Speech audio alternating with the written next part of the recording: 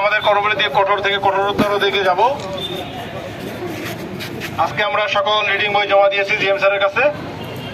আমাদের রিডিং বন্ধ থাকবে। আর যারা আমাদের এই সুশৃঙ্খল কার্যক্রমকে বাধা প্রদান করতেছে, আমাদের একজন চিহ্নিত হয়েছেন যশোর 1 PBS এর জিএম ইসাক আলী। উনি আমাদের বিভিন্নভাবে হয়রানি করতেছেন, বিভিন্ন হুমকি ধামকি দিচ্ছেন।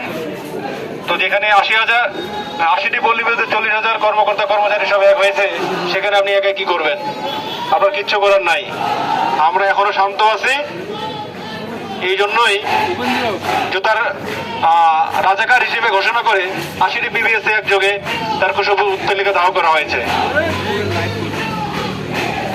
তো এটা আমরা আমাদের শান্তিপূর্ণ অবস্থানের নমুনা দেখাইছি।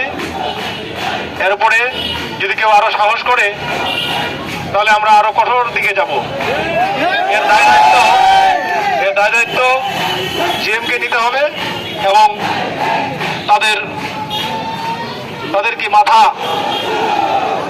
তাদের মাথা আরবিকে নিতে হবে। এর দায় দায়িত্ব তাদেরকে নিতে হবে।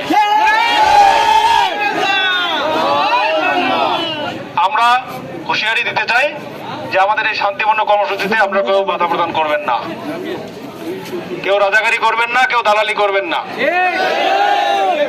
আমাদের দাবি দুইটা: অভিন্ন চাকরিবিধি, নিয়মিত কর্মকর্তা কর্মচারী।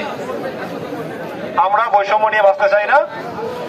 আমরা আরবির মতো শোষক গোষ্ঠী আমরা চাই না।